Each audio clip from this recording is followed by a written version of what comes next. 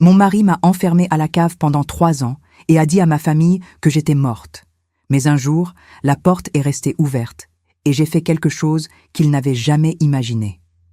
Dites-moi ce que vous en pensez, votre opinion est très importante et abonnez-vous à ma chaîne pour soutenir mon travail. Votre aide est très importante. L'odeur du pain frais a toujours été ma vie. Pendant 40 ans, je me suis levée avant le soleil pour pétrir la farine, allumer le four et accueillir les premiers clients de la boulangerie Saint-Joseph, rue des Lilas, à Lyon. Je m'appelle Armelle, j'ai 62 ans et je n'aurais jamais imaginé que ce mardi matin serait la dernière fois que je sentirais la chaleur du four sur mon visage. Tout a commencé quand j'ai trouvé ces papiers oubliés sur la table de la cuisine. Gérard était parti tôt au Hals, comme il le faisait tous les mardis, et j'étais en train de ranger les factures quand j'ai vu les relevés bancaires éparpillés. Mon cœur s'est glacé. Notre compte courant, que nous avons toujours géré avec tant de soin, était vidé petit à petit. J'ai senti mes mains trembler en feuilletant chaque page. Des retraits de 2 000, 3 000 euros, toujours signés par Gérard. Des virements vers un compte que je ne connaissais pas. En 6 mois, plus de 20 000 euros avaient disparu. 20 000 euros qui représentaient la sueur de toute une vie, les pièces comptées, les rêves mis de côté sou par sou. Je me suis assise sur la chaise de la cuisine, celle où nous prenions le café ensemble depuis 35 ans de mariage, et j'ai essayé de comprendre. Gérard a toujours été prudent avec l'argent, il ne dépensait jamais plus que nécessaire. Où allait tout cet argent? Pourquoi ne m'en avait-il pas parlé? Quand j'ai entendu le bruit de la clé dans la porte, mon estomac s'est noué. Il est entré en portant les sacs de farine, sifflant doucement, comme il le faisait toujours, quand il était de bonne humeur. J'ai regardé mon mari et j'ai essayé de trouver des signes d'inquiétude, de culpabilité, quoi que ce soit qui explique ces papiers devant moi. Gérard, j'ai appelé, ma voix sortant plus faible que d'habitude. Il faut que je te parle. Il s'est arrêté au milieu de la pièce, les sacs toujours sur les épaules. Dis-moi, Armelle, qu'est-ce qu'il y a? J'ai montré les relevés, mes mains tremblant tellement que le papier bougeait. Ces retraits, où va cet argent? J'ai vu la couleur disparaître de son visage. Pendant une seconde, j'ai pensé qu'il allait s'évanouir. Il a lâché les sacs par terre et est venu vers moi, mais pas pour me prendre dans ses bras. Ses yeux avaient une froideur que je n'avais jamais vue auparavant. « Tu n'aurais pas dû toucher à ces choses », a-t-il dit, sa voix différente, menaçante. « Comment ça, je n'aurais pas dû toucher? C'est notre argent, Gérard, c'est le travail de... toute une vie !» C'est alors qu'il m'a parlé de Colette. Une femme de 42 ans, cheveux noirs et sourire facile, qui vendait des légumes aux halles. Ils se sont rencontrés il y a 8 mois, quand elle a fait l'éloge des pains de notre boulangerie. Ils ont commencé à discuter, puis à se retrouver pour un café, jusqu'à ce que... « Je suis tombé amoureux, Armelle », a-t-il dit, sans une once de remords dans la voix. Pour la première fois depuis des années, je me suis senti vivant à nouveau. J'ai eu l'impression d'avoir reçu un coup de poing dans l'estomac. Et l'argent? Elle a des difficultés. Son ex-mari ne paie pas de pension, elle a un jeune enfant. Je ne faisais qu'aider. Aider. Le mot a résonné dans ma tête comme un coup de feu. Gérard dépensait nos économies, notre avenir, pour entretenir une autre femme et son enfant. Alors que je me levais tous les jours à 4 heures du matin, que je travaillais jusqu'à 8 heures du soir, que j'économisais sur chaque achat au marché. 35 ans de mariage, ai-je murmuré, sentant les larmes commencer à couler. 35 ans que j'ai consacrés à toi, à cette maison, à notre boulangerie. Tu ne comprends pas, a-t-il interrompu, faisant les 100 pas dans la cuisine. Avec Colette, c'est différent. Elle me fait me sentir important, elle m'écoute. Et moi, je ne t'écoute pas? Je ne te fais pas te sentir important? Gérard s'est arrêté de marcher et m'a regardé avec un dédain que je n'oublierai jamais. Tu es devenue une vieille aigrie, Armelle. Tu ne fais que te plaindre, que réclamer, que parler d'argent et de travail. Colette. Elle a encore de la vie, elle a encore des rêves. Chaque mot était comme un coup de couteau dans ma poitrine. Je me suis levée de la chaise, serrant les relevés contre ma poitrine, et j'ai senti une colère grandir en moi, une colère que je ne savais pas exister. 40 ans à travailler dans cette boulangerie, ai-je crié, ma voix résonnant dans toute la maison. 40 ans à me lever à l'aube, je n'ai jamais pris de vacances, je n'ai jamais acheté un nouveau vêtement sans penser à savoir s'il restait de l'argent. Et maintenant, tu m'appelles aigri parce que je veux savoir où sont nos économies? Nos économies? A-t-il ri, un son amer qui m'a glacé le sang. Cette boulangerie ne fonctionne que parce que je travaille. Toi, tu ne fais que rester derrière le comptoir à sourire aux clients. Ce fut la goutte d'eau qui a fait déborder le vase. 40 ans de ma vie résumés à rester derrière le comptoir à sourire. Comme si je n'étais pas celle qui contrôlait le stock, qui faisait les courses, qui connaissait le nom de chaque client et qui savait exactement comment ils aimaient leur pain. J'ai marché vers l'escalier qui menait à notre chambre, tenant toujours les papiers. J'allais faire une valise, j'allais chez ma sœur Catherine, j'allais réfléchir à ce que j'allais faire de ma vie après avoir découvert que mon mariage était un mensonge. Mais Gérard m'a suivi. « Où crois-tu aller ?»« Loin de toi, » ai-je répondu sans me retourner. C'est alors que j'ai senti ses mains dans mon dos. La poussée a été forte, beaucoup plus forte que je n'aurais imaginé que Gérard puisse donner. J'ai senti mes pieds s'emmêler sur la première marche de l'escalier, mes mains essayant de s'accrocher à la rampe en bois que je connaissais depuis tant d'années. Mais c'était inutile. Mon corps a dévalé les 15 marches comme une poupée de chiffon, chaque coup arrachant un gémissement de ma poitrine. Quand j'ai finalement arrêté de rouler, j'étais allongé sur le sol froid du couloir, ma tête battant avec une douleur que je n'avais jamais ressentie auparavant. Les relevés bancaires étaient éparpillés autour de moi comme des feuilles mortes. J'ai essayé de me lever, mais le monde tournait autour de moi, les murs semblaient onduler comme de l'eau. « Gérard !» J'ai appelé d'une voix faible, essayant de concentrer mes yeux sur la silhouette qui est apparue en haut de l'escalier. « Aide-moi. Je crois que je me suis cogné la tête. » Il a descendu les marches lentement, s'arrêtant à mes côtés. J'espérais qu'il me tendrait la main, qu'il m'aiderait à m'asseoir, qu'il courrait chercher de la glace pour la bosse que je sentais grossir sur mon front. Mais Gérard est resté là, à me regarder comme s'il calculait quelque chose. « Tu t'es cogné fort, en effet, » a-t-il dit, sa voix étrangement calme. « Tu es toute confuse. » J'ai essayé d'appuyer mes mains sur le sol pour me relever, mais tout tournait. Je sentais un goût de sang dans ma bouche et un vertige terrible. « Appelle. Le docteur Antoine, il faut que j'aille à l'hôpital. »« Non, ce n'est pas nécessaire, » a répondu Gérard, s'agenouillant à mes côtés. « Tu es juste un peu étourdi, ça va passer. » C'est alors que j'ai remarqué quelque chose de différent dans son regard. Ce n'était ni de l'inquiétude, ni de la culpabilité pour ce qu'il venait de faire. C'était du calcul, comme s'il pensait à comment résoudre un problème. « Aide-moi à me relever. » ai-je demandé à nouveau, tendant une main tremblante. Il a ignoré mon geste et a commencé à ramasser les relevés éparpillés sur le sol. « Armelle, tu es très confuse. Il vaut mieux te reposer un peu. »« Confuse ? Gérard, tu m'as poussé dans l'escalier. J'ai besoin d'un médecin. »« Tu es tombé, » a-t-il corrigé, rangeant les papiers dans sa poche. « Tu as glissé dans les marches et tu es tombé. J'ai toujours dit que cet escalier était dangereux. » J'ai essayé de protester, mais les mots sortirent confus. Ma tête me faisait tellement mal qu'il était difficile de penser clairement. Peut-être qu'il avait raison, peut-être que j'avais vraiment glissé. Tout était si confus. Gérard m'a prise par les bras et m'a aidé à m'asseoir appuyée contre le mur. « Reste ici tranquillement pendant que je vais chercher un médicament pour ton mal de tête. » J'ai fermé les yeux, essayant de faire passer le vertige. Quand je les ai rouverts, Gérard était devant moi avec un verre d'eau et 2 comprimés blancs.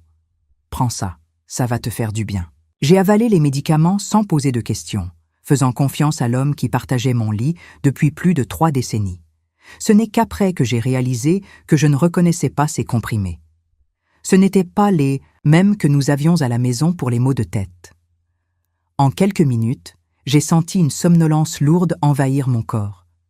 Mes yeux ont commencé à se fermer contre ma volonté, et la dernière chose dont je me souviens est de Gérard, me portant dans ses bras, descendant un escalier différent, celui qui menait à la cave. Quand je me suis réveillée, j'étais dans un lit improvisé fait de vieux matelas au sous-sol de notre maison. La cave a toujours été un endroit que nous évitions, sombre, humide, rempli de boîtes poussiéreuses et d'outils anciens. La seule lumière venait d'une lampe faible suspendue au plafond. « Gérard » ai-je appelé, ma voix résonnant sur les murs de béton. Qu'est-ce que je fais ici? J'ai entendu des pas dans l'escalier en bois. Il est descendu en portant un plateau, avec de la nourriture et plus de médicaments. « Comment te sens-tu » a-t-il demandé, posant le plateau sur une table improvisée faite de caisses. Confuse. « Pourquoi m'as-tu amené à la cave? Je veux remonter dans notre chambre, Gérard. » S'est assis sur une vieille chaise qui devait être là depuis des années. « Armelle, tu es malade. Très malade. »« Malade? De quoi parles-tu? » La chute a été pire que je ne le pensais. Tu as des épisodes. Tu ne te souviens pas bien des choses, tu es confuse, parfois tu ne me reconnais même pas. J'ai essayé de me lever du lit, mais mes jambes étaient faibles. Ce n'est pas vrai, je me souviens de tout. Tu m'as poussée parce que j'ai découvert ton affaire avec Colette. Colette, a-t-il répété, comme s'il n'avait jamais entendu ce nom. Armelle, tu délires, il n'y a pas de Colette.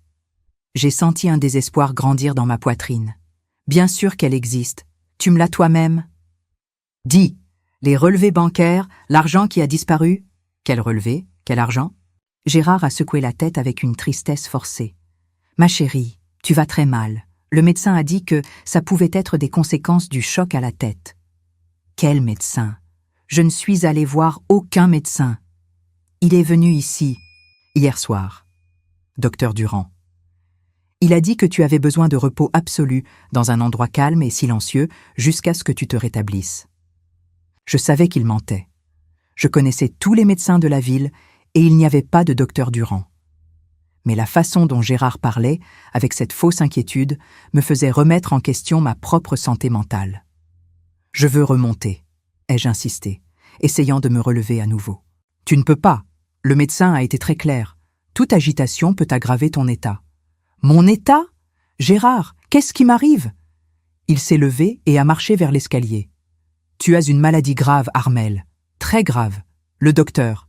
Durand a dit qu'on n'avait peut-être pas beaucoup de temps. J'ai senti mon sang se glacer. Quel genre de maladie? Quelque chose au cerveau.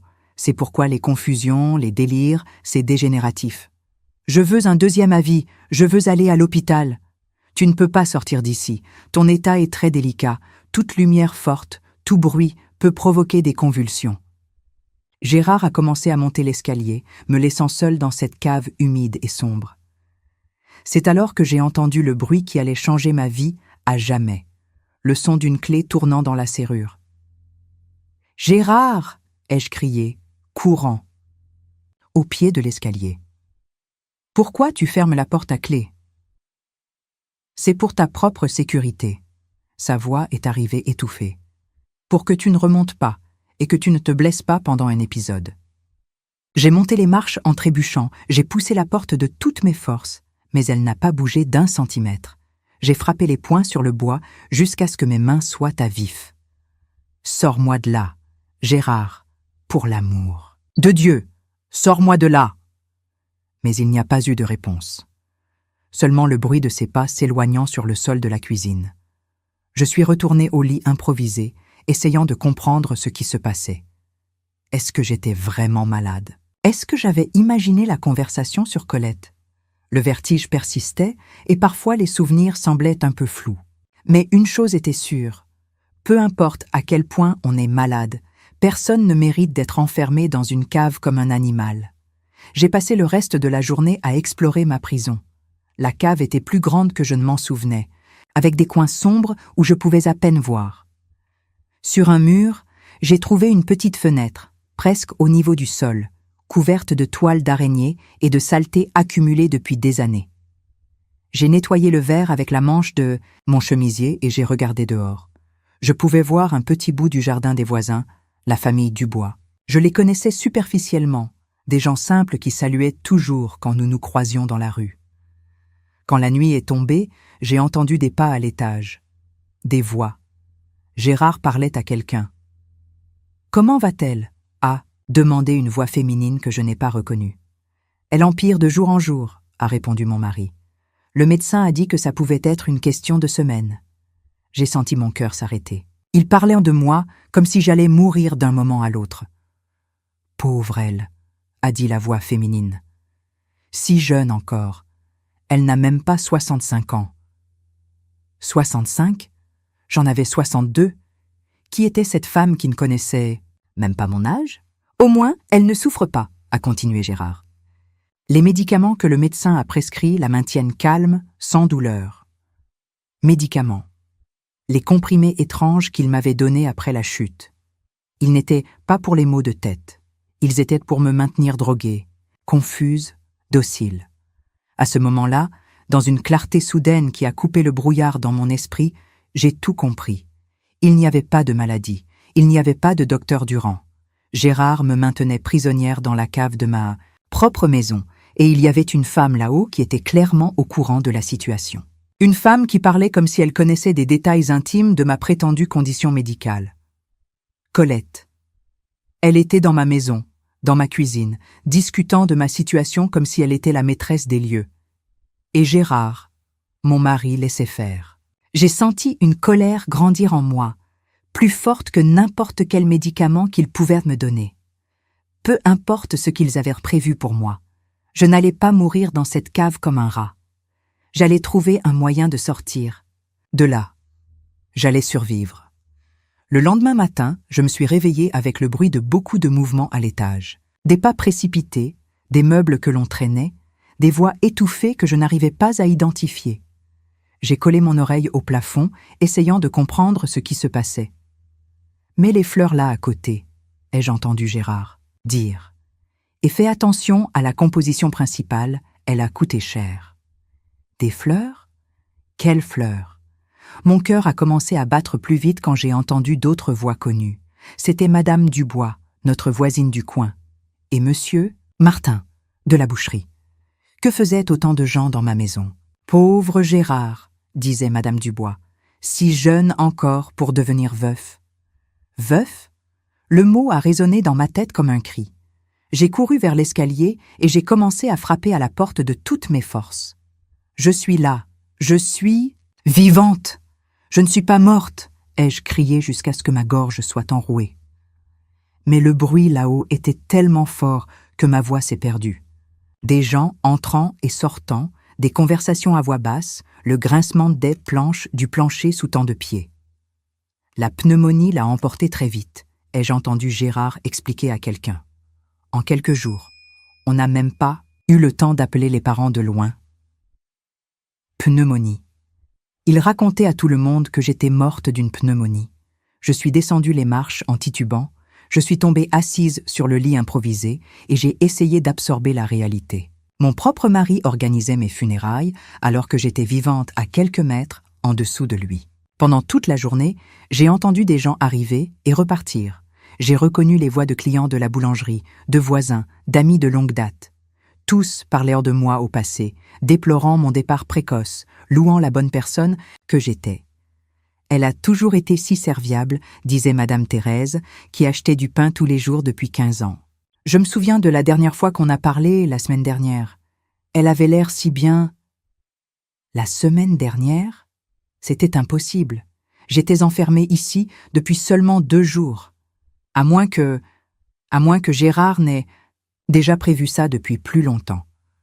En fin d'après-midi, le mouvement a diminué. J'ai entendu seulement quelques personnes parler à voix basse dans le salon. C'est alors que j'ai entendu une voix qui a glacé mon sang. « Gérard, tu dois prendre soin de toi », disait une femme avec un accent du Midi. « Armelle n'aurait pas voulu te voir comme ça. » C'était elle. Colette, parlant de mon mari dans ma propre maison, le consolant pour ma mort alors que j'étais vivante à la cave.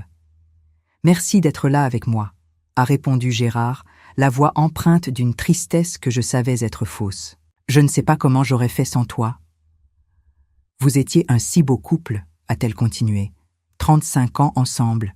Ça doit être très difficile d'accepter qu'elle soit partie comme ça, si vite. » J'ai eu envie de vomir. Cette femme jouait le rôle de l'amie solidaire, alors qu'en réalité, elle était responsable de toute cette situation. « Au moins, elle n'a pas souffert », a soupiré Gérard. Les derniers jours ont été difficiles, mais les médicaments l'ont maintenu calme. Et les obsèques? Demain matin. J'ai voulu faire quelque chose de simple, comme elle l'aurait souhaité. Obsèques, ils allaient m'enterrer, Ou plutôt, ils allaient enterrer un cercueil vide pendant que je pourrissais à la cave. J'ai senti une panique m'envahir. S'ils réussissaient à faire les obsèques, si tout le monde croyait que j'étais morte, je ne sortirais jamais de ce trou. J'ai passé toute la nuit éveillée, à écouter les derniers visiteurs partir. Quand la maison est devenue silencieuse, j'ai entendu Gérard et Colette parler à voix basse dans la cuisine. « Tu es sûre que personne ne va se douter de rien ?» a-t-elle demandé. « J'en suis sûre. Le docteur Lemoine a signé le certificat de décès sans poser de questions. Il a dit qu'il connaissait les antécédents de problèmes respiratoires d'Armelle. Mais elle n'a jamais eu de problème respiratoire. Il ne le sait pas. J'ai dit qu'elle se faisait soigner. Ailleurs, en dehors de la ville. Docteur Lemoine. Je le connaissais depuis qu'il était arrivé à Lyon, il y a 10 ans. Un jeune médecin, ambitieux, qui a toujours semblé prêt à tout faire pour de l'argent. De toute évidence, Gérard l'avait payé pour qu'il signe mon certificat de décès. « Et après les obsèques ?» a demandé Colette. « Après, tu emménages ici officiellement. On va attendre quelques mois pour ne pas paraître irrespectueux et ensuite on annonce notre relation. Et elle ?» Il y a eu une pause pesante. « Qu'est-ce qu'on va faire d'elle ?» Un autre silence, trop long. Mon cœur battait si fort que j'étais sûre qu'il pouvait l'entendre d'en haut. « Les médicaments que j'ai vont durer pour le moment. » A finalement répondu Gérard. Ils la maintiennent calme, confuse. Dans quelques mois, quand tout le monde aura oublié... Il n'a pas terminé la phrase, mais j'ai compris. Dans quelques mois, quand la poussière serait retombée, il me tuerait. Vraiment. Peut-être avec une overdose des médicaments. Peut-être en me laissant mourir de faim. De toute façon, je ne serais qu'un problème résolu. « Je n'aime pas ça, Gérard », a murmuré Colette. « Et si quelqu'un découvre ?» Personne ne découvrira. Elle est morte pour tout le monde. Demain, après les obsèques, officiellement, il n'y aura plus d'Armelle dans cette ville. Ils sont montés dans la chambre, dans ma chambre, me laissant seule avec l'horreur de cette réalité. Mon mari non seulement me trompait, il m'effaçait de l'existence. Le lendemain, je me suis réveillée avec le bruit de voitures s'arrêtant devant la maison. Les obsèques commençaient. J'ai collé mon oreille au plafond et j'ai entendu des gens arriver, saluer Gérard, offrir leurs condoléances. « Courage, mon ami !» disait une voix masculine. « Armelle est dans un endroit meilleur maintenant. » C'était si soudain, commentait une femme. La semaine dernière, elle était si bien à la boulangerie. « Parfois, c'est comme ça, » répondait Gérard. « Dieu prend ce qu'il veut, quand il veut. » J'ai senti une révolte grandir en moi. Cet homme utilisait le nom de Dieu pour justifier son crime. Et toutes ces personnes, mes amis, mes voisins, croyaient chaque mot. J'ai entendu quand ils sont tous partis ensemble au cimetière. Le bruit de voitures partant, des voix s'éloignant. Ensuite, un silence total. J'ai couru vers la petite fenêtre et j'ai réussi à voir quelques voitures disparaître dans la rue. Gérard était dans l'une d'elles, vêtu d'un costume noir, jouant le rôle du veuf éploré. À ses côtés, discrètement, il y avait Colette. Ils allaient à mes propres obsèques. J'ai passé les heures suivantes dans un état de choc. J'essayais d'imaginer la scène, mes proches pleurant autour d'un cercueil vide, un prêtre parlant de mon âme reposant en paix, de la terre jetée sur une tombe qui ne contenait pas mon corps. Ma sœur Catherine devait être dévastée. Elle habitait à Paris et nous ne nous voyions qu'aux fêtes, mais nous étions très proches quand nous étions enfants. Est-ce qu'elle avait réussi à venir aux obsèques? Est-ce qu'elle pleurait pour moi en ce moment même? Quand j'ai entendu les voitures revenir, le soleil se couchait déjà. J'ai entendu Gérard recevoir les condoléances des derniers visiteurs, remercier la présence de tous, promettre de garder contact. « Si tu as besoin de quoi que ce soit, Gérard, tu peux appeler », offrait Madame Dubois. « Merci Thérèse, vous êtes comme une famille pour moi. » Famille. Le mot m'a fait rire amèrement dans l'obscurité de la cave. Gérard a détruit notre famille quand il a décidé de me tromper. Il a détruit tout respect que je pouvais avoir pour lui quand il m'a poussé dans l'escalier. Et maintenant, il détruisait ma propre existence. Quand la maison est redevenue silencieuse, j'ai entendu des pas descendre l'escalier de la cave. C'était Gérard, portant un plateau avec de la nourriture et les maudits médicaments. « Comment s'est passée la journée ?» a-t-il demandé avec un naturel effrayant. « Tu m'as enterré », ai-je répondu, ma voix rauque d'avoir tant crié la veille. Enterrer qui? A-t-il feint la confusion. Armel, tu délires encore? J'ai tout entendu, les condoléances, les obsèques, les gens qui parlèrent de moi. Gérard a secoué la tête avec une pitié feinte. Ma chérie, tu vas très mal. Tu dois avoir rêvé. Je n'ai pas rêvé. Tu as organisé mes obsèques alors que j'étais vivante? Quelles obsèques? De quoi parles-tu? La froideur avec laquelle il mentait m'effrayait plus que n'importe quelle menace. C'était comme s'il croyait vraiment à ses propres mensonges, comme s'il s'était convaincu que j'étais folle. « Prends tes médicaments », a-t-il dit, tendant. « Les comprimés. Ça va te faire du bien. » Je ne vais pas les prendre, ai-je refusé, croisant les bras. Si tu les prends, sa voix a changé de ton, ou tu n'auras pas de nourriture tant que tu ne décideras pas de coopérer. J'ai regardé la nourriture sur le plateau. Une assiette de riz avec des haricots, un morceau de poulet, un verre d'eau. Mon estomac a grondé. Je n'avais pas mangé correctement depuis 2 jours, survivant seulement avec des biscuits secs qu'il apportait de temps en temps. « Pourquoi tu me fais ça ?» ai-je demandé, des larmes coulant sur mon visage. « Te faire »« Quoi ? Je prends soin de toi, Armel. Tu es malade. »« Je ne suis pas malade. Tu m'as poussée dans l'escalier et maintenant tu me gardes prisonnière. »« Prisonnière » a-t-il ri. « Tu es à la cave de ta propre maison, soignée par ton mari. Comment est-ce être prisonnière ?» La logique déformée qu'il employait m'a laissé sans voix. Dans l'esprit de Gérard, il croyait vraiment faire ce qui était juste. Soit c'était un psychopathe accompli, soit il s'était tellement convaincu de sa propre version qu'il ne distinguait plus la réalité du fantasme. J'ai pris les médicaments et j'ai fait semblant d'avaler, les cachant sous ma langue. Quand il est monté, j'ai tout recraché et j'ai caché les comprimés dans une fissure du mur. Je n'allais plus rien prendre qu'il me donne. J'avais besoin de garder l'esprit clair pour trouver un moyen de m'échapper. Parce que maintenant j'étais officiellement morte. Et les personnes mortes ne peuvent pas demander de l'aide. À moins que quelqu'un ne découvre que j'étais encore vivante. 2 semaines se sont écoulées depuis mes obsèques. 2 semaines à vivre comme un fantôme dans ma propre maison, à écouter la vie continuer à l'étage pendant que je dépérissais dans l'obscurité. Gérard venait 3 fois par jour, matin, midi et soir, toujours avec le même plateau, les mêmes médicaments que je faisais semblant d'avaler et les mêmes mensonges sur ma supposée maladie. Mais c'est un jeudi que tout a changé. Je me suis réveillée avec le bruit de rire venant de la cuisine, des rires féminins que je n'avais pas entendus depuis longtemps. J'ai collé mon oreille au plafond et j'ai écouté Colette parler avec enthousiasme de quelque chose. « Mon amour, tu as vu comme Madame Dubois a été surprise quand elle m'a vue arriver avec les courses ?» Elle riait. « Elle a demandé si j'étais une parente à toi. »« Et qu'est-ce que tu as dit ?» a demandé Gérard. « Que je suis une amie qui t'aide à traverser ce moment difficile. J'ai dit que ce n'est pas bien qu'un homme reste seul après avoir perdu sa femme. » Perdre sa femme, comme si j'avais simplement disparu, comme une clé qui se perd au fond du sac à main. « Elle a cru à l'histoire ?» a demandé Gérard. « Complètement. Elle a même fait l'éloge de mon dévouement. Elle a dit qu'Armel serait heureuse de savoir que tu as une amie si serviable. » Ils ont ri ensemble, et se sont m'a coupé comme un couteau. Les voilà, dans ma cuisine, utilisant ma vaisselle, dormant dans mon lit, pendant que je pourrissais au sous-sol comme un animal en cage. Pendant les jours suivants, j'ai commencé à remarquer des changements dans la maison.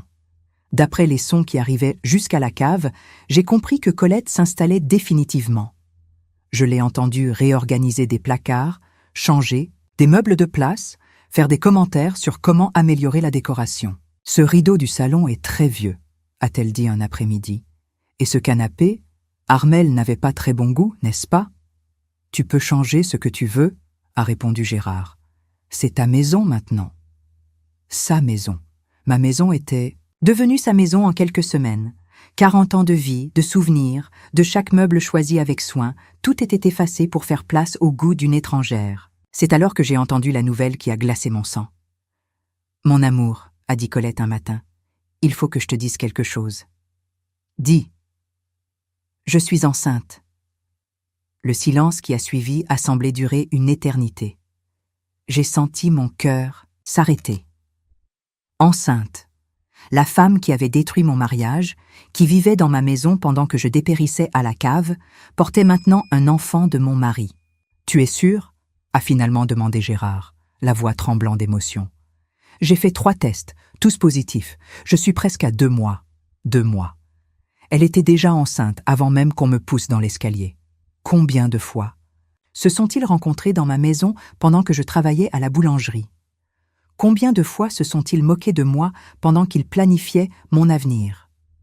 Mon Dieu, a murmuré Gérard. Un enfant, j'en ai toujours rêvé. J'en ai toujours rêvé. Les mots ont résonné dans ma poitrine comme un écho douloureux.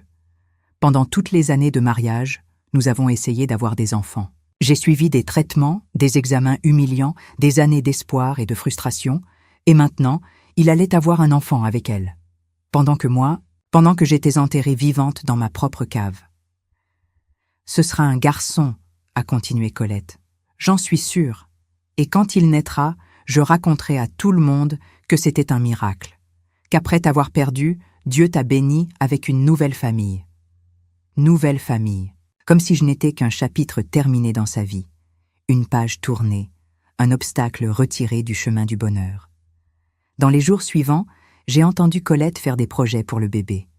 Elle parlait de transformer mon ancien bureau en chambre d'enfant, d'acheter de nouveaux meubles, de comment elle allait décorer. Chaque mot était un coup de poignard dans ma poitrine.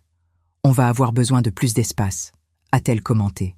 « Cette pièce que vous utilisiez comme débarras serait parfaite pour la chambre de bébé. » Pièce que nous utilisions comme débarras.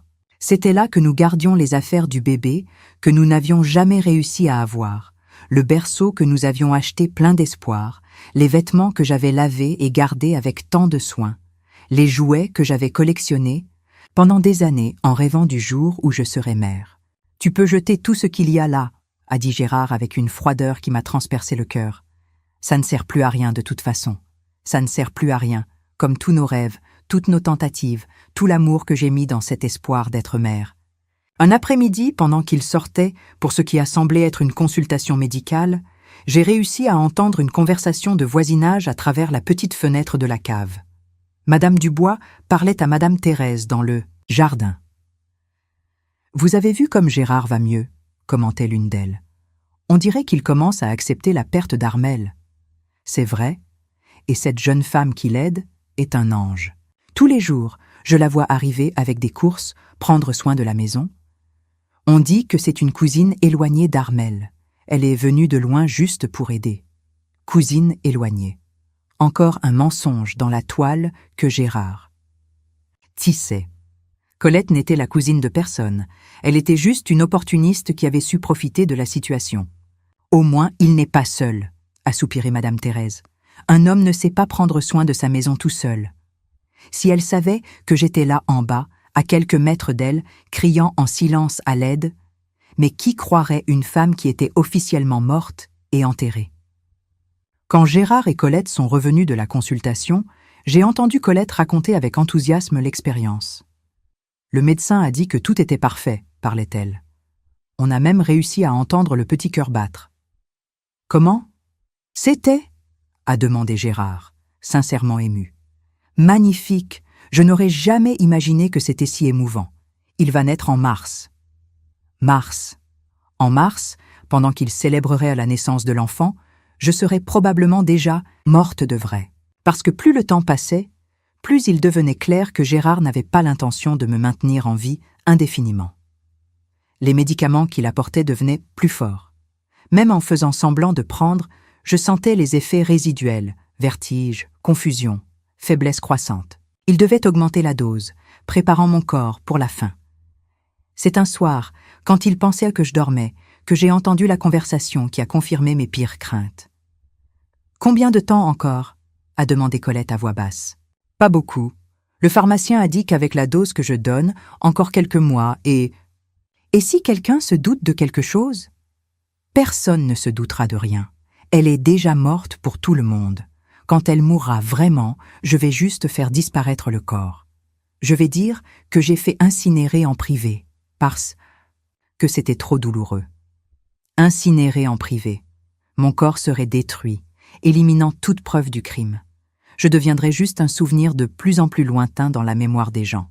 « Et la boulangerie ?» a demandé Colette. « Je suis déjà en train d'organiser le transfert. En tant qu'unique héritier d'Armel, tout me revient. Après, on vend et on achète quelque chose de plus grand, de mieux pour élever notre enfant. » Notre enfant.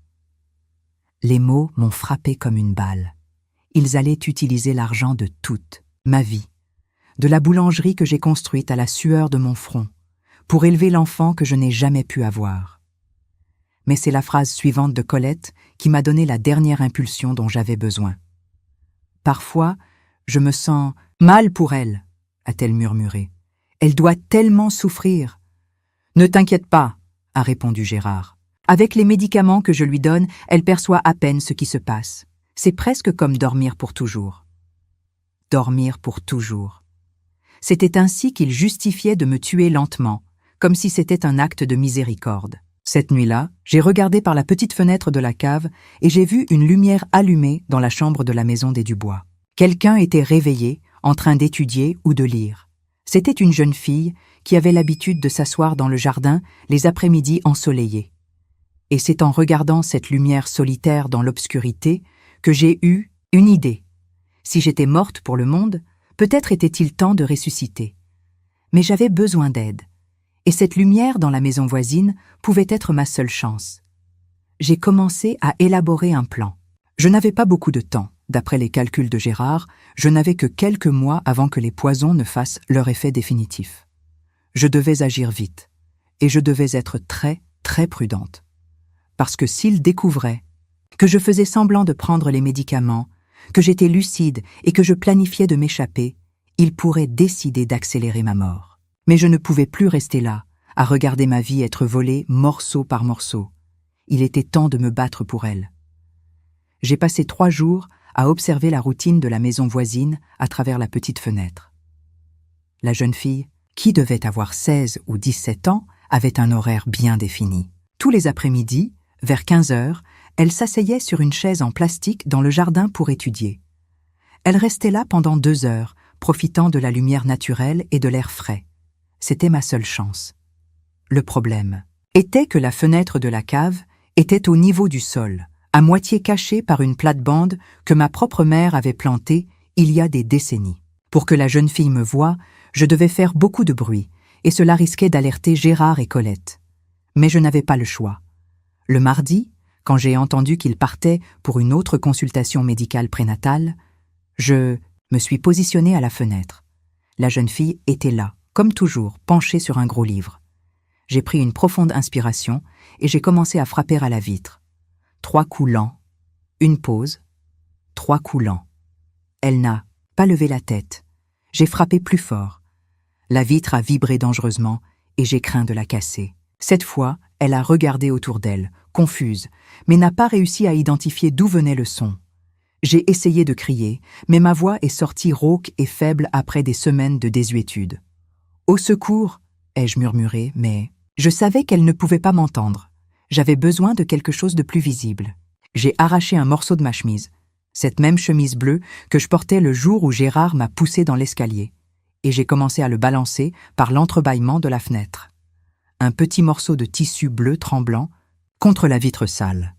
La jeune fille a arrêté de lire et a regardé dans ma direction. Ses yeux ont parcouru le jardin, le mur, jusqu'à se poser sur la fenêtre de la cave. Elle a froncé les sourcils, confuse. J'ai balancé le tissu avec plus de force, essayant d'attirer son attention. Elle s'est levée de sa chaise et a fait quelques pas en direction du mur qui séparait nos jardins. « Allô » a-t-elle appelé doucement. Mon cœur s'est emballé. Elle m'avait vue. J'ai frappé à la vitre 3 fois, j'ai fait une pause, j'ai frappé 3 fois à nouveau. La jeune fille s'est approchée plus près du mur, essayant de voir à travers la clôture en grillage. « Qui êtes-vous » a-t-elle demandé, la voix pleine de curiosité et de crainte. J'ai essayé de répondre, mais ma voix ne sortait pas. Des semaines de peu d'usage et l'effet résiduel des médicaments avaient laissé ma gorge sèche comme du papier de verre. C'est alors que j'ai entendu le bruit de la voiture de Gérard arriver. Panique. Ils étaient revenus plus tôt que prévu. J'ai rapidement caché le morceau de tissu et je me suis éloignée de la fenêtre, faisant semblant de dormir sur le lit improvisé. J'ai entendu des pas dans la cuisine, des voix se rapprochant. Le médecin a dit que tout était parfait, avec le bébé, parlait Colette avec enthousiasme. On a même réussi à voir les petits doigts sur l'échographie. Je vais descendre voir comment elle va, a dit Gérard. Mon cœur battait si fort que j'étais sûre qu'il pouvait l'entendre. J'ai fermé les yeux et j'ai essayé de respirer lentement, simulant le sommeil profond de quelqu'un qui était drogué. J'ai entendu ses pas descendre l'escalier.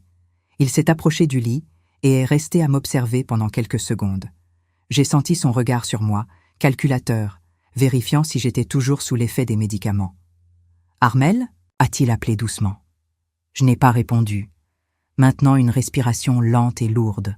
« Armel, j'ai apporté ta nourriture. » J'ai fait semblant de me réveiller lentement, comme quelqu'un émergeant d'un sommeil profond causé par des sédatifs. J'ai ouvert les yeux doucement, simulant la confusion. « Gérard » ai-je murmuré, faisant en sorte que ma voix sonne pâteuse. « Quelle heure est-il » ? « Fin de l'après-midi. Tu as dormi toute la journée. » Il a posé le plateau sur la table improvisée. L'odeur de la nourriture m'a fait réaliser à quel point j'avais faim. Je ne mangeais que le strict minimum pour survivre, de peur qu'ils ne mettent quelque chose dans la nourriture en plus des médicaments. « Comment te sens-tu aujourd'hui » a-t-il demandé, observant mon visage attentivement. « Fatigué. Très fatigué, ai-je répondu, essayant d'imiter le comportement de quelqu'un de drogué. Parfois je ne me souviens de rien. Il a semblé satisfait de ma réponse. C'est normal, les médicaments t'aident à te reposer. J'ai pris les comprimés qu'il m'a offerts et j'ai fait semblant d'avaler, les cachant sous ma langue comme je le faisais depuis des semaines. Il est remonté, me laissant seule avec mes pensées agitées. La jeune fille m'avait vu, elle avait entendu quelque chose. C'était un début. Le lendemain, j'ai attendu avec impatience 15 heures. Quand j'ai entendu Gérard et Colette partir pour une de leurs promenades dans le centre-ville, quelque chose qui était devenu une routine depuis qu'elle avait emménagé ici, je me suis positionnée à nouveau à la fenêtre. La jeune fille était là, mais cette fois, elle n'étudiait pas. Elle regardait directement la fenêtre de la cave, comme si elle attendait quelque chose. J'ai frappé 3 fois à la vitre. Elle s'est levée immédiatement et s'est approchée du mur. « Vous êtes là de nouveau » a-t-elle demandé, la voix basse, mais claire. « Qui êtes-vous » Cette fois, j'ai réussi à émettre un son rauque. « Au secours » Elle a sursauté, regardant autour d'elle pour s'assurer que personne ne la voyait. « Vous êtes prisonnière ? Vous êtes blessée ?»« Prisonnière » ai-je réussi à murmurer un peu plus fort. « Mon Dieu » a-t-elle murmuré. « Où êtes-vous exactement » J'ai frappé à la vitre pour indiquer mon emplacement. « Dans la cave de la maison de Monsieur Gérard » a-t-elle demandé, incrédule. « Mais il est veuf.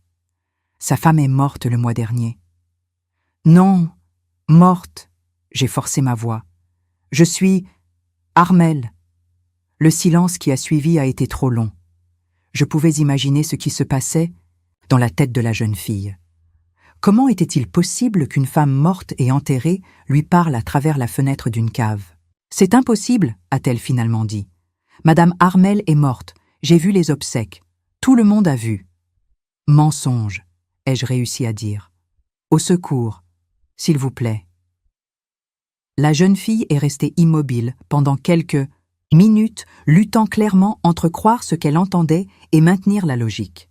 Finalement, elle a demandé « Si vous êtes vraiment Madame Armel, dites-moi quelque chose que seule elle saurait. » J'ai réfléchi rapidement. Qu'est-ce que je pouvais dire qui prouverait mon identité ?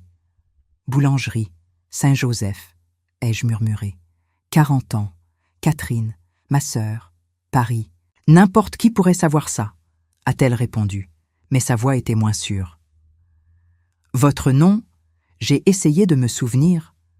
Je connaissais la famille Dubois superficiellement, mais je me souvenais d'avoir entendu la mère appeler sa fille. « Léa !» Je l'ai entendue halter. « Comment savez-vous mon nom ?»« Voisine.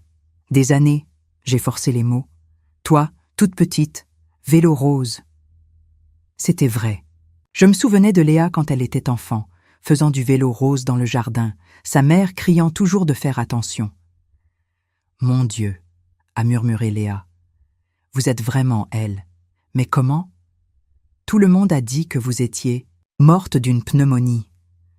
Gérard a menti, m'a enfermée. Pourquoi? Pourquoi ferait-il ça? Avant que je puisse répondre, j'ai entendu le son familier de la voiture dans l'allée. Ils étaient revenus. Je dois y aller, ai-je murmuré. En urgence. Ne dis rien à personne, pas encore. Mais je dois vous aider. Dangereux, ai-je réussi à dire avant de m'éloigner de la fenêtre. J'ai couru vers le lit et j'ai repris la position habituelle, faisant semblant de dormir. Mon cœur battait si fort que je le sentais pulser dans mes tempes. Cette fois, Colette est descendue avec Gérard. C'était la première fois qu'elle venait à la cave depuis que j'étais là. « Oh là là, comme ça pue ici en bas !» a-t-elle commenté, se couvrant le nez. « Il n'y a pas moyen d'améliorer la ventilation ?»« C'est temporaire, » a répondu Gérard froidement. « Ça ne durera pas beaucoup plus longtemps. » Ils se sont approchés du lit. J'ai senti le regard de Colette sur moi, étudiant mon visage, mon corps maigre, mon apparence dévastée. « Elle est très maigre, » a-t-elle observé. « Tu es sûr que les médicaments ne font pas effet trop vite ?»« Ça se passe dans les temps, » a répondu Gérard. « Encore quelques mois et tout sera réglé. Et si quelqu'un découvre le corps? Personne ne découvrira. Quand le moment sera venu, je l'emmènerai très loin d'ici. » Ils sont remontés, me laissant avec une nouvelle information terrible. Colette savait tout depuis le début. Elle n'était pas seulement une complice passive, elle participait activement à mon assassinat. Cette nuit-là, allongée dans le noir, j'ai réfléchi à ma conversation avec Léa. J'avais réussi à planter la graine du doute dans son esprit. Mais serait-ce suffisant? Serait-elle capable de m'aider? Et plus important encore, combien de temps me restait-il avant que Gérard ne décide d'accélérer le processus? D'après les fragments de conversation que j'avais entendus, il semblait qu'il prévoyait de m'éliminer avant que le bébé ne naisse. Ils voulaient commencer leur nouvelle famille sans le poids de mon existence.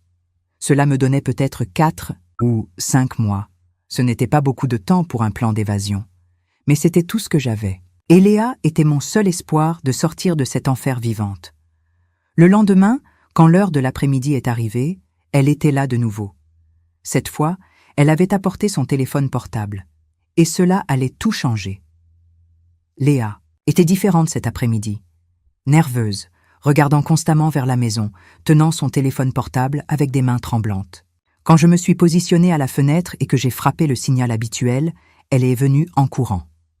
« Madame Armel » a-t-elle murmuré. « J'ai passé toute la nuit à réfléchir. C'est très sérieux. Je dois enregistrer votre voix. » Pour la montrer à mes parents. J'ai senti une vague de panique. Non, pas encore. Ai-je forcé les mots à travers la vitre sale? Pourquoi pas? Si vous êtes retenue prisonnière, la police doit le savoir. Dangereux? S'ils découvrent, ils vont me tuer? Léa est restée silencieuse pendant un moment, absorbant la gravité de la situation. Mais je ne peux pas simplement faire comme si je ne savais rien. J'ai besoin de preuves, ai-je réussi à dire. Ils vont tout nier. Quel genre de preuves? C'était une question qui m'a fait réfléchir. Qu'est-ce que je pouvais offrir comme preuve que j'étais vivante, à part ma propre voix? Gérard avait été très prudent. Mon certificat de décès était réel. Il avait payé le docteur Lemoine pour le signer. Mes obsèques avaient eu lieu avec des témoins. Pour tout le monde, j'étais morte et enterrée. « Documents », ai-je murmuré. Dans le bureau, tiroir fermé à clé, relevé bancaire, prouve, il a volé de l'argent. Où se trouve ce bureau? 2e étage, porte à côté de la chambre. Léa a froncé les sourcils. Comment je vais entrer dans sa maison? C'est une violation de domicile. Elle avait raison. Je demandais à une adolescente de commettre un crime pour m'aider, mais je ne voyais pas d'autre solution. Ils sortent, tous les après-midi, promenade, 1 heure, ai-je expliqué avec difficulté. Et s'ils m'attrapent? Tu peux dire que tu es venu rapporter quelque chose? Léa est restée pensive. Quel genre de chose? Un plat, une casserole, n'importe quoi. Les voisines s'empruntent toujours des choses. Elle a hoché la tête lentement. C'était un plan risqué, mais plausible. Les voisins s'empruntaient toujours des choses les uns aux autres. Si elle était attrapée, elle pouvait dire qu'elle rapportait quelque chose que sa mère avait prêté à l'ami de M. Gérard. Et si le tiroir est vraiment fermé à clé? Clé sur l'armoire, j'ai toujours gardé là. C'était vrai. Pendant toutes les années de mariage, j'ai gardé la clé du tiroir des documents importants au même endroit, sur l'armoire en bois, à l'intérieur d'une boîte à musique que ma mère m'a donnée quand je me suis mariée. « Madame Armel !» a dit Léa après un long silence. « Pourquoi votre mari vous fait-il ça ?» La question m'a frappée de plein fouet. Comment expliquer à une jeune fille de 17 ans la complexité de la trahison, de la cupidité, de combien un homme peut changer quand il trouve ce qu'il pense être une vie meilleure? Une autre femme, ai-je réussi à répondre. Enceinte, ils veulent, mon argent, ma maison. Il vous a poussé dans l'escalier? Oui, après, m'a enfermée ici, a fait semblant que j'étais morte. Mon Dieu, a-t-elle murmuré. Depuis combien de temps êtes-vous ici? Des mois? Je ne sais pas. Combien? En réalité, je savais exactement. 2 mois, 1 semaine et 3 jours. Je comptais chaque matin, chaque repas, chaque dose de médicaments que je faisais semblant de prendre. Mais ma notion du temps se brouillait avec le manque de lumière naturelle et la routine monotone. « Je vais vous aider », a dit Léa avec détermination. « Demain, quand ils sortiront, je vais entrer dans la maison et prendre ces documents. »« Fais attention », ai-je alerté. « S'ils découvrent… » « Je vais faire attention, je promets. » Cette nuit-là, j'ai à peine réussi à dormir. Léa était disposée à m'aider, mais si quelque chose tournait mal? Et si Gérard et Colette revenaient plus tôt? Et si elle était attrapée? Je ne me pardonnerais jamais si quelque chose arrivait à cette jeune fille à cause de moi. Mais c'était ma seule chance. Le lendemain matin, j'ai écouté Colette parler avec enthousiasme de la promenade qu'il ferait l'après-midi.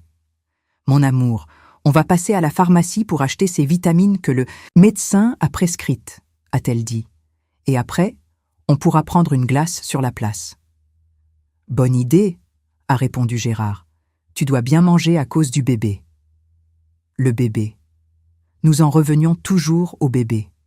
L'enfant qui serait élevé, avec l'argent de toute ma vie, dans la maison que j'ai construite à la sueur de mon front pendant que je pourrissais à la cave. Vers 14h30, j'ai entendu qu'il sortait. Le bruit de la clé dans la porte, des pas s'éloignant, la voiture qui démarrait. Mon cœur s'est emballé. Léa serait en train d'observer par la fenêtre de sa chambre, attendant ce moment. Je me suis positionnée devant la petite fenêtre de la cave et j'ai attendu.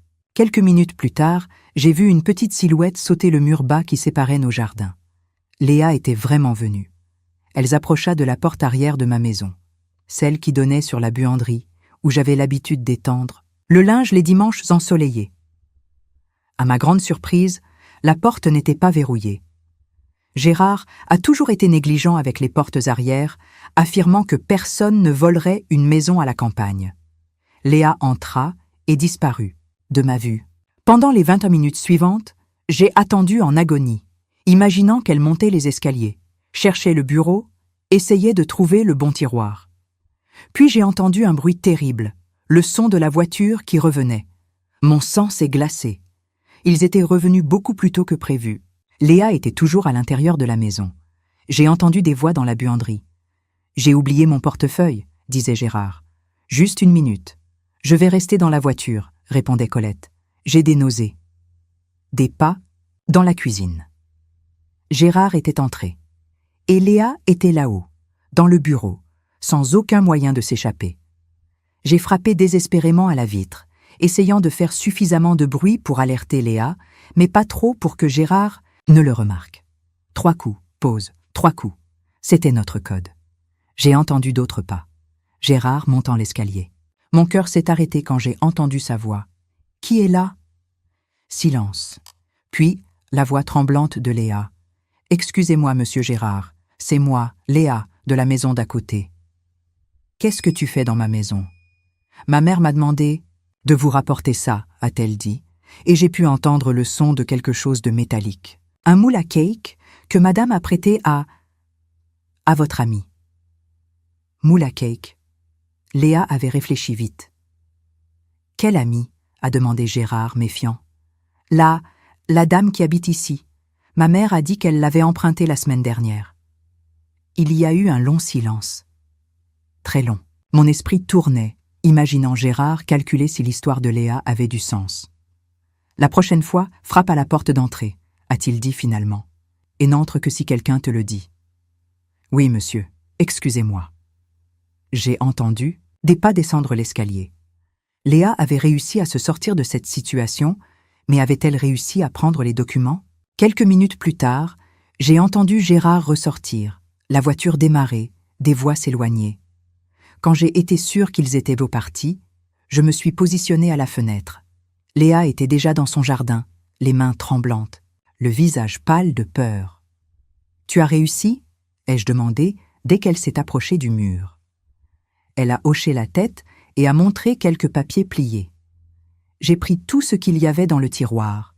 Des relevés bancaires, quelques lettres, un carnet avec des notes.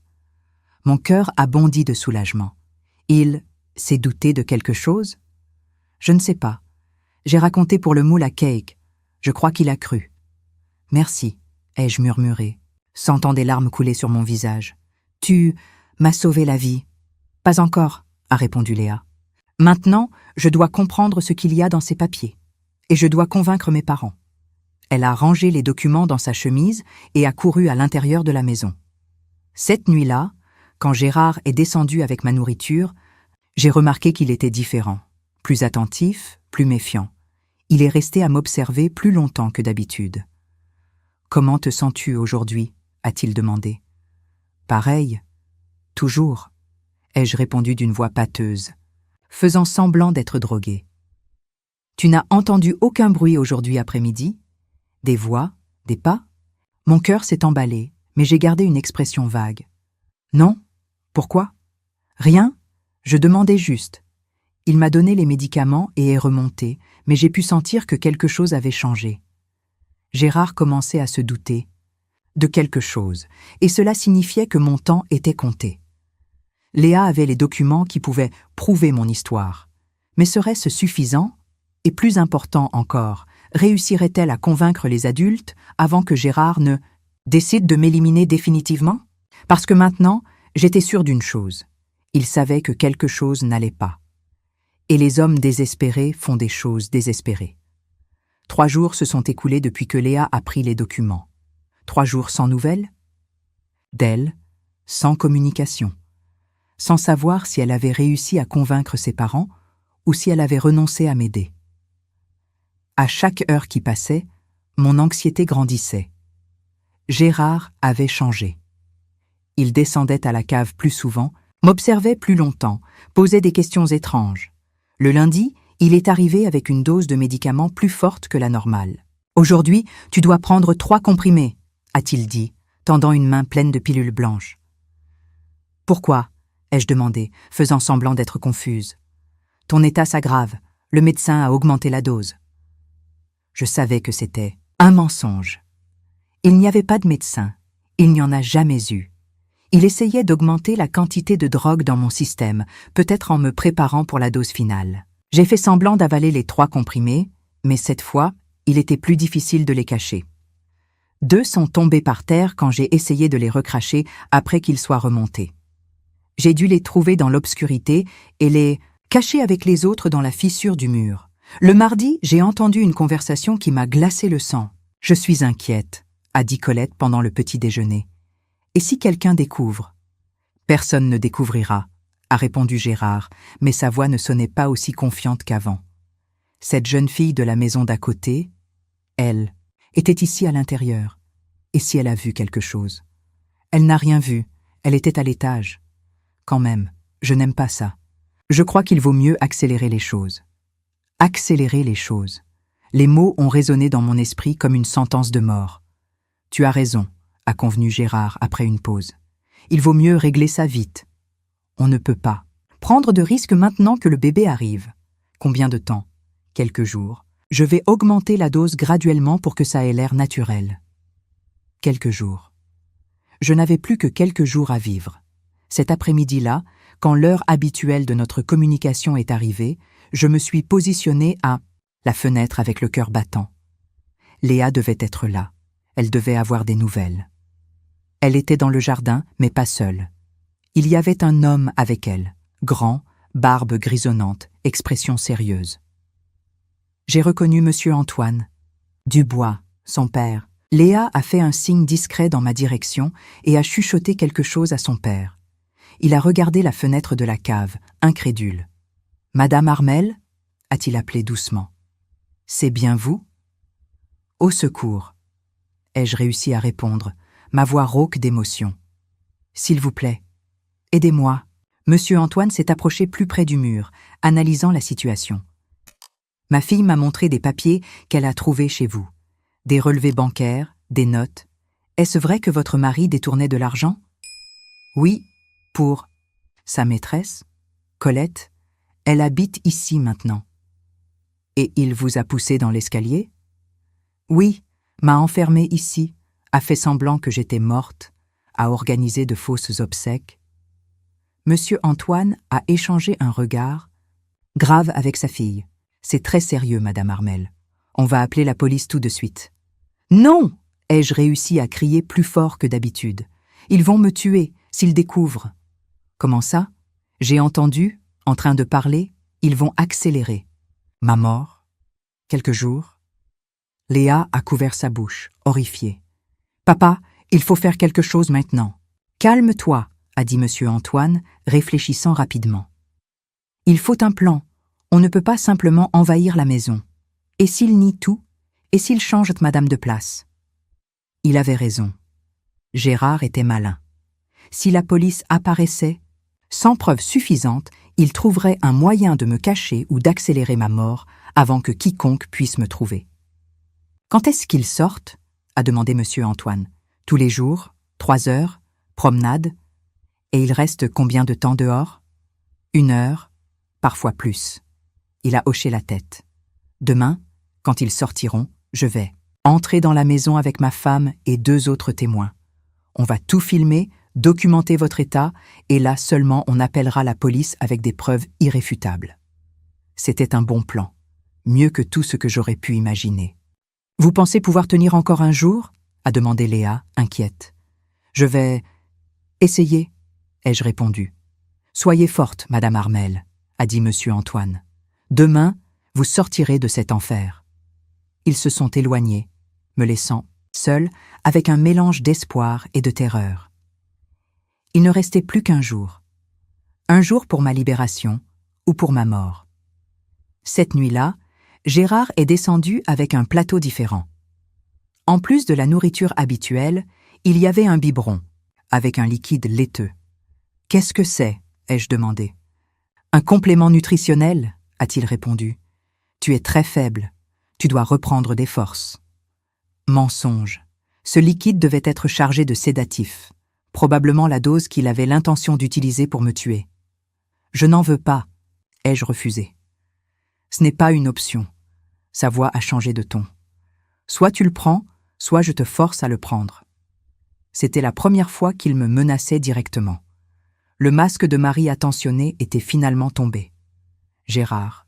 « S'il te plaît, je suis ta femme depuis 35 ans. »« Tu étais ma femme, » a-t-il corrigé froidement. « Maintenant, tu n'es plus qu'un problème qui doit être réglé. » Il a pris le biberon et s'est approché de moi. « Ouvre la bouche. »« Non. » Il a maintenu mon menton avec force, essayant de forcer ma bouche à s'ouvrir. J'ai lutté autant que j'ai pu, mais des semaines de malnutrition m'avaient laissé faible.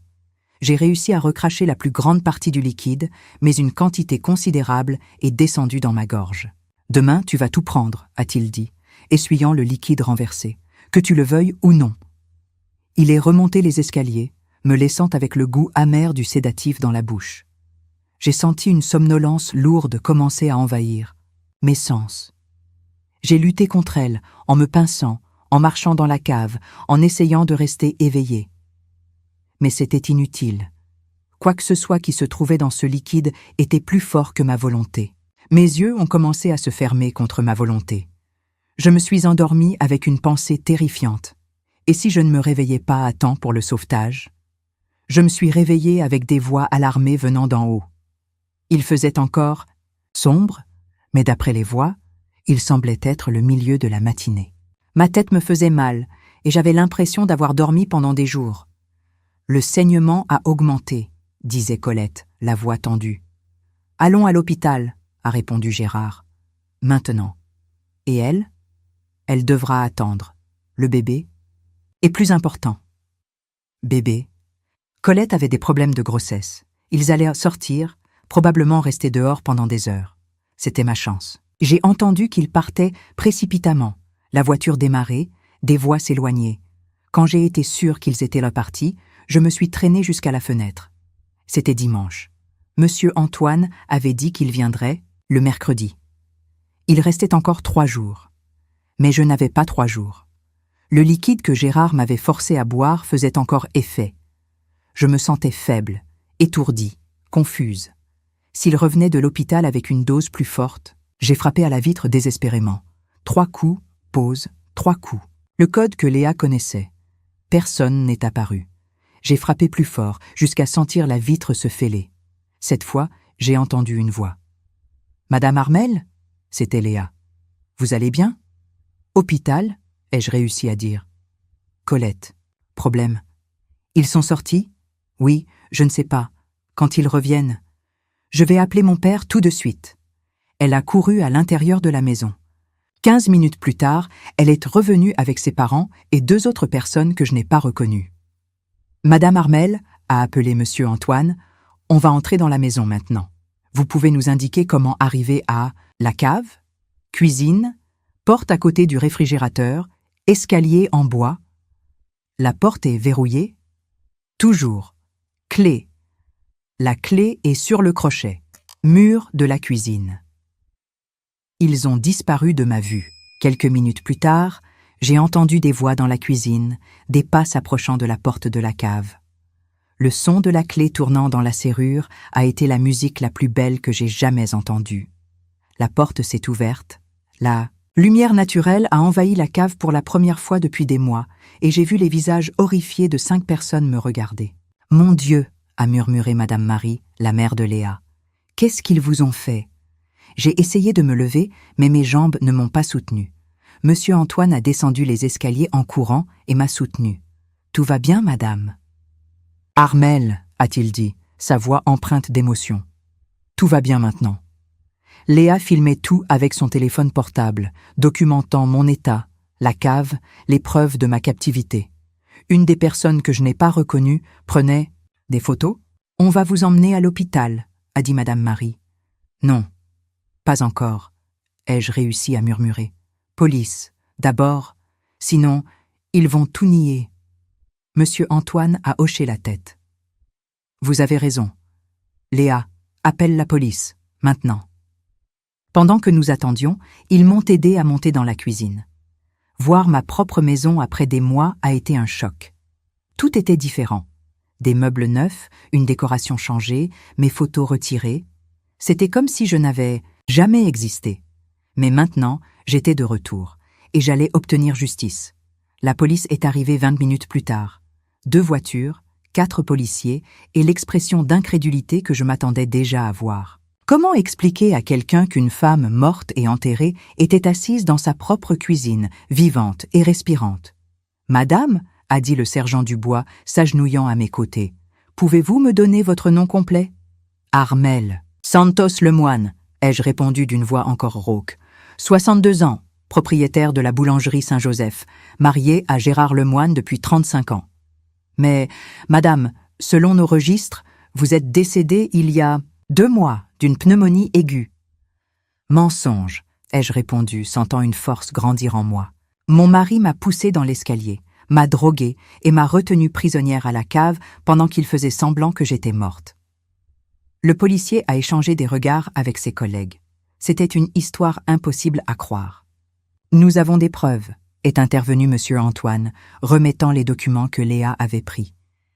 Des relevés bancaires montrant qu'il a détourné plus de 20 000 € pour entretenir sa maîtresse.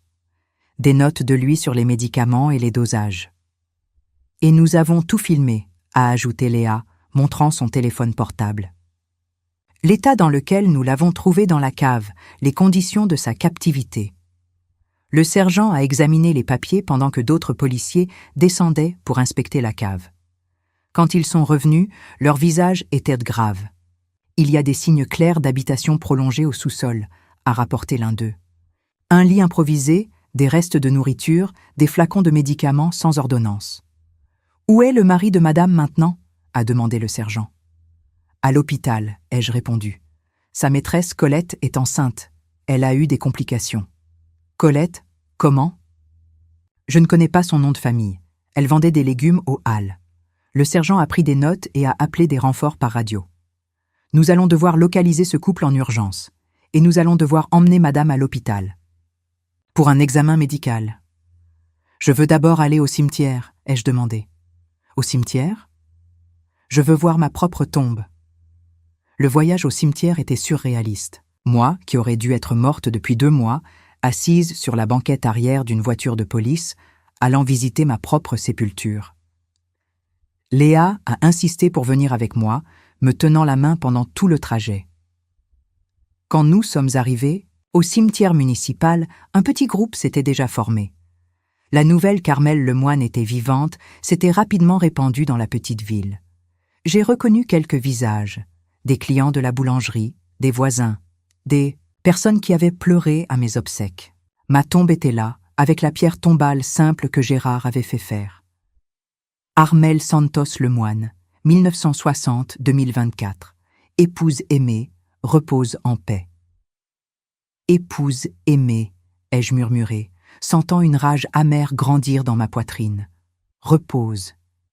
En paix. Madame Armelle ? Une voix familière m'a appelé. C'était Madame Dubois, ma voisine depuis 20 ans. Elle s'est approchée doucement, comme si elle voyait un fantôme. « C'est bien vous ?»« C'est moi, Thérèse. » Elle a fondu en larmes, me serrant fort dans ses bras. Mon Dieu, comment est-ce possible ? Nous avons vu le cercueil, nous avons assisté aux obsèques. Le cercueil était vide, ai-je expliqué. Gérard a simulé ma mort pendant qu'il me retenait, prisonnière à la cave. La foule qui s'était formée a commencé à murmurer, incrédule. Bientôt, d'autres personnes sont arrivées, attirées par la confusion. En une demi-heure, la moitié de la ville savait que j'étais vivante. C'est alors que nous avons vu la voiture de Gérard arriver au cimetière. Il était revenu de l'hôpital et était probablement rentré chez lui en premier. Il a trouvé la porte ouverte, des signes que quelqu'un était venu, la cave vide.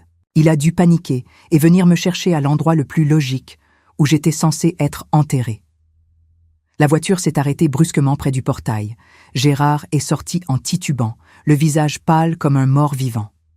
Colette n'était pas avec lui. Quand il m'a vu debout à côté de ma propre tombe, entouré de policiers et de voisins, il a été pétrifié. « Impossible », a-t-il murmuré, s'approchant lentement. « Tu étais... morte ?» ai-je complété, regardant dans les yeux de l'homme qui avait été mon mari pendant plus de 3 décennies. « Je l'étais bien, Gérard. Au moins pour toi. »« Armelle, je peux expliquer ?»« Expliquer quoi ? Comment tu m'as poussé dans l'escalier ? Comment tu m'as drogué et enfermé à la cave ? Comment tu as organisé mes obsèques pendant que je... criais à l'aide au sous-sol ? » La foule autour de nous est restée dans un silence absolu. C'était comme assister à une scène de film. « Vous ne comprenez pas, » a tenté Gérard, sa voix désespérée. « Vous étiez malade, confuse. J'essayais de prendre soin de vous. »« Menteur !» ai-je crié, toute la rage accumulée pendant des mois explosant. « Tu volais notre argent pour entretenir ta maîtresse. Quand je l'ai découvert, tu m'as poussé dans l'escalier et tu as décidé qu'il serait plus facile de me tuer que d'en affronter les conséquences. » Le sergent Dubois s'est approché de Gérard. « Monsieur, vous êtes arrêté pour séquestration, falsification de documents, fraude et tentative d'homicide. »« Attendez !» Gérard a levé les mains. Elle ment. Regardez son état, confuse, délirante. Elle s'est enfuie du traitement et maintenant elle invente des histoires. « Nous avons des preuves, » a répondu le policier, montrant les documents. Des relevés bancaires, des médicaments sans ordonnance, des enregistrements, et plus de 20 témoins qui ont vu les conditions dans lesquelles elle était à la cave. C'est alors que Gérard a regardé autour de lui et a réalisé qu'il n'y avait pas d'issue. Toute la ville était là, le regardant avec horreur et répugnance.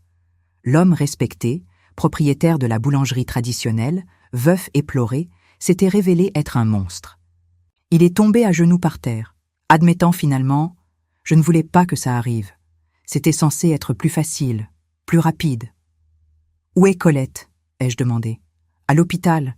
Elle a perdu le bébé, une hémorragie. Elle a failli mourir. » J'ai ressenti une pointe de tristesse pour le bébé qui n'est jamais né, même en sachant qu'il serait élevé avec l'argent volé de ma vie. Gérard a été menotté et emmené sous le regard de toute la ville. Avant de monter dans la voiture de police, il s'est tourné vers moi une dernière fois. « Armelle, tu me pardonnes ?» J'ai regardé cet homme qui avait été toute ma vie, qui avait partagé mon lit pendant plus de 3 décennies, qui avait essayé de me tuer pour être avec une autre. Et j'ai ressenti rien. Ni rage, ni amour, ni pitié. Juste un vide immense là où il y avait autrefois un mariage. « Tu es déjà mort pour moi, » ai-je répondu. « Tu es mort le jour où tu m'as poussé dans cet escalier. » 3 mois plus. Tard, j'étais assise sur la véranda de la maison de ma sœur Catherine à Paris, en train de boire du thé et de regarder l'animation de la rue. Mon corps s'était bien remis. Les médecins ont dit que c'était un miracle de ne pas avoir de séquelles permanentes des sédatifs. La maison de Lyon avait été vendue pour payer les frais de justice et les dommages et intérêts. La boulangerie aussi. Gérard a écopé de 12 ans de prison. Colette, considérée comme complice, a écopé de 6 ans. Léa me rendait visite tous les mois. Elle avait réussi le concours d'entrée à l'école de journalisme et disait toujours que je l'avais inspirée à chercher la vérité, aussi impossible qu'elle puisse paraître. « Comment vous sentez-vous maintenant ?» m'a-t-elle demandé lors d'une de ses visites. « Renaissante », ai-je répondu en souriant. « Littéralement. La vie d'avant ne vous manque pas ?» J'ai réfléchi à la question. La boulangerie, l'odeur du pain frais, les clients que j'aimais bien me manquaient. Mais Gérard, la routine étouffante, la vie que j'ai découverte être un mensonge, ne me manquèrent pas. « Tu sais, Léa, » ai-je dit en regardant le ciel bleu, de Paris. J'ai passé 62 ans à vivre pour les autres. Pour mon mari, pour la boulangerie, pour les attentes de tout le monde. Maintenant, pour la première fois de ma vie, je vis pour moi. Et qu'est-ce que vous voulez faire? Tout ce que je n'ai jamais pu faire. Voyager, étudier, rencontrer de nouvelles personnes. Découvrir qui est Armelle quand personne n'attend rien d'elle. 3 ans plus tard, à 65 ans, j'ai obtenu mon diplôme de psychologie. Mon mémoire portait sur la violence domestique et l'isolement social.